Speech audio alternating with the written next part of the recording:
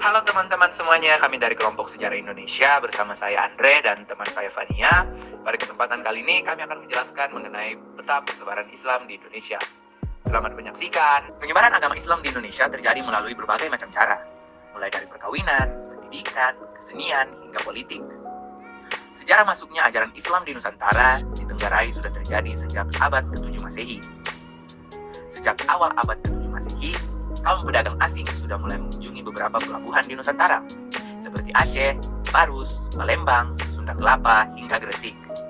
Seperti pada contoh peta penyebaran agama Islam di Indonesia berikut.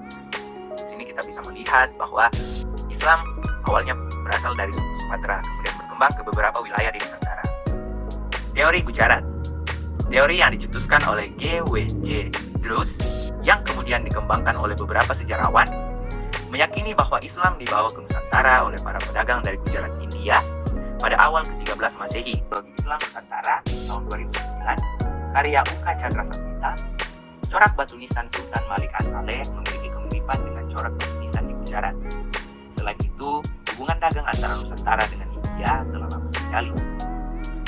Ditemukan pula batu nisan lain di pesisir utara Sumatera bertanggal 17 Zulhijjah 831 Hijriah atau 27 September tahun 1928 Masehi. Makam ini memiliki batu nisan serupa dari Cambai, Gujarat, dan menjadi batu nisan pula untuk makam Maulana Malik Ibrahim, salah satu wali. Jadi teman-teman semua, ini adalah salah satu contoh peta persebaran Islam yang berasal dari Gujarat hingga ke Indonesia. Teori Arab. Teori selanjutnya tentang masuknya Islam di Indonesia diperkirakan berasal dari Timur Tengah, tepatnya Arab. Teori Arab ini didukung oleh J.C. Van Leur, Anthony Jones, T.W. Arnold, hingga Abdul Malik Karim atau Buya Hamka. Dan teman-teman, ini adalah peta persebaran Islam yang berasal dari Arab dan juga Persia. Ini adalah contoh peta yang menunjukkan bagaimana Islam yang berasal dari Arab dan Persia hingga bisa sampai ke Indonesia. Teori Persia. Teori bahwa ajaran Islam masuk ke Nusantara dari bangsa Persia atau saat ini adalah wilayah negara Iran pada abad ke-13 Masehi didukung oleh Umar Amir Hussein dan Hussein Jaja Diningrat. Abdurrahman Misno dalam Reception Through Selection Modification, Antropologi Hukum Islam di Indonesia tahun 2016 menuliskan, Jaja Diningrat berpendapat bahwa tradisi dan kebudayaan Islam di Indonesia memiliki persamaan dengan Persia. Salah satu contohnya adalah seni kaligrafi yang terpahat pada batu-batu nisan bercorak Islam di Nusantara.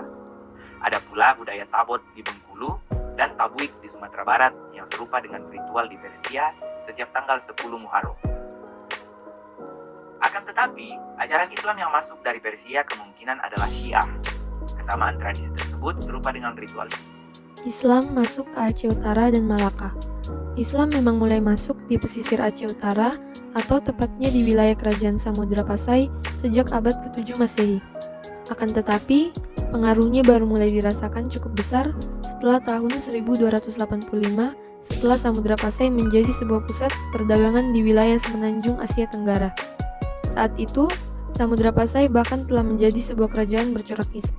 Selanjutnya, menyebarkan ke Jawa, Sumatera, dan Kalimantan Barat.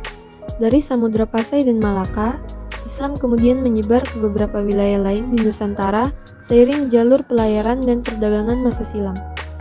Sesuai dengan peta penyebaran Islam di Indonesia, daerah-daerah seperti pesisir utara Jawa, pantai timur Sumatera, dan Kalimantan bagian barat mulai menerima pengaruh Islam sejak abad ke-14, bersamaan dengan memudarnya kekuasaan Majapahit yang berkuasa di Nusantara pada masa itu. Kemudian, menyebar ke pesisir barat Sumatera. Seiring jatuhnya Malaka ke tangan Portugis di tahun 1511, para pedagang yang awalnya selalu singgah di Malaka sebelum menuju Jawa lewat jalur pantai barat Sumatera, menyeberang Selat Sunda, sebelum akhirnya sampai di pesisir utara Jawa. Lalu, dari Jawa ke Kalimantan Selatan, Sulawesi, dan Maluku. Pengaruh Islam di pesisir utara Jawa mengalami kemajuan yang signifikan di sekitar abad ke-15. Hal ini didukung oleh runtuhnya kerajaan Majapahit dan berdirinya kerajaan Demak sebagai kerajaan Islam pertama di tanah Jawa.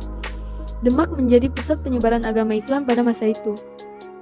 Dan yang terakhir, di sini saya akan menjelaskan syiar Islam di abad ke-16.